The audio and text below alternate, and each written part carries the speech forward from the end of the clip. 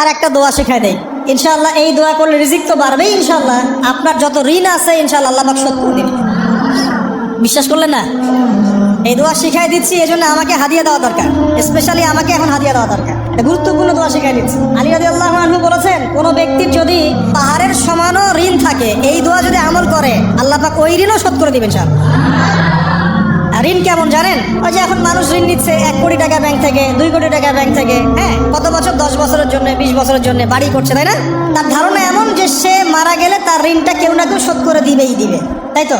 আর আল্লাহ রসুল কি বলছেন দেখেন, একজন মারা গেছেন, নবী সাল্লাল্লাহু আলাইহি ওয়াসাল্লামের সময় একজন মারা গেছেন, তো নবী করিম সাল্লাল্লাহু আলাইহি ওয়াসাল্লাম বলছেন, এই ব্যক্তির কি কোনো ঋণ আছে?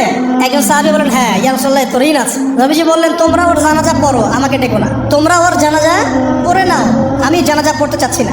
আমি এখন কেমন করে আপনাকে বুঝাবো ঋণ কত ভয়ঙ্কর জিনিস? আপনি যে ব্যাংক থেকে 3-4 কোটি টাকার লোন নিয়ে রাখছেন, লাখ লাখ টাকা লোন নিয়ে বসে আছেন, দিব্যি সুখে বসে আছেন, এমন চিন্তায় যে আপনার মৌত হবে না। আর নবী সাল্লাল্লাহু আলাইহি ওয়াসাল্লামের সময়ে একজন মারা যাচ্ছেন, তিনি বলছেন, তোমরা জানাজা পড়ে নাও, আমি জানাজা পড়তে চাচ্ছি না। মানে ঋণগ্রস্ত ব্যক্তি জানাজাও তিনি পড়তেন না। তারপরে একজন এসে বললেন, ইয়া রাসূলুল্লাহ, আমি তার ঋণ শোধ করে দিব, তার যা ঋণ আছে আমি শোধ করে দিব। তখন নবী এসে জানাজা পড়লেন সাল্লাল্লাহু আলাইহি ওয়াসাল্লাম। তো আপনার এই কোটি কোটি টাকা ঋণ শোধ করার লোক তো রেডি আছে নাকি? আছে না? সমস্যা নেই, আপনার জানাজা পড়া হবে, আপনার মিলাদও হবে, আপনার একটা বড়সড় দোয়াও হবে ইনশাআল্লাহ। কিন্তু আল্লাহ পাক বলেছেন, শহীদ, আল্লাহর পথে যুদ্ধ করে শহীদ হয়েছে, এই ব্যক্তির আত্মাও ঝুলে থাকে যতক্ষণ পর্যন্ত না তার ঋণটা শোধ করা হয়। এবার বলেন আমি কি বুঝাবো আপনাকে? আর কিছু বলতে হবে?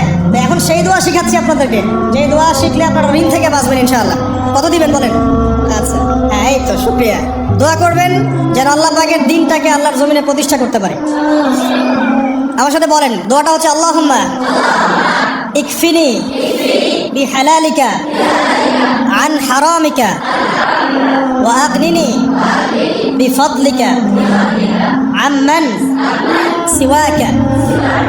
এই দোয়াটা ছোট না, এটা মুখস্থ করবেন, সেজদায় পড়বেন, নামাজের সেজদায় পড়বেন, আত্তাহিয়াতু দরুদ শেষ তারপরে পড়বেন, নামাজ শেষে হাত তুলে করবেন, যখন তখন শেষ রাতটা করবেন, ইনশাআল্লাহ দেখবেন আপনার ঋণ বলতে কিছু থাকবে না ইনশাআল্লাহ। যদি থাকেও, বড় কোনো ঋণ থাকেও, আল্লাহ পাক অন্য কোনো মাধ্যমে এটা শোধ করার ব্যবস্থা করে দিবেন ইনশাআল্লাহ।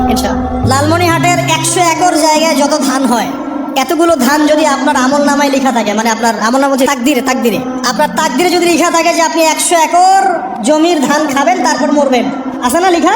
একটা দানা কম বেশি হবে? আপনি যদি আল্লাহর প্রতি তাওয়াক্কুলি করেন, তাহলে আপনি আল্লাহর পথে থাকবেন, বিশ্বাস করবেন যে আল্লাহ পাক যেটা লিখে রাখছে আমার তাকদিরে রিজিক, এর একটা দানা রেখেও আমি পৃথিবী থেকে যাব না, সিম্পল। তখন আপনার অন্য পথে যাওয়ার কোনো কারণ নাই। আর যখন আপনি বিশ্বাস করবেন না, না এটা আমার হাতে, আমি যত পরিশ্রম করব তত রিজিক বাড়বে, আমি যত ঘুষ নিব তত বাড়বে, যত সুদ খাবো তত বাড়বে, যত দুর্নীতি করবো তত বাড়বে, তখন তো রিজিকের এই পুরো দায়িত্বটা আল্লাহ পাক আপনার হাতে ছেড়ে দিবেন। আল্লাহ পাক আপনাকে কোনো বারাকা দিবেন না। ইয়ামহাকুল্লাহু রিবা ওয়া ইউরবিস সাদাকা। সদকা করলে সম্পদ বৃদ্ধি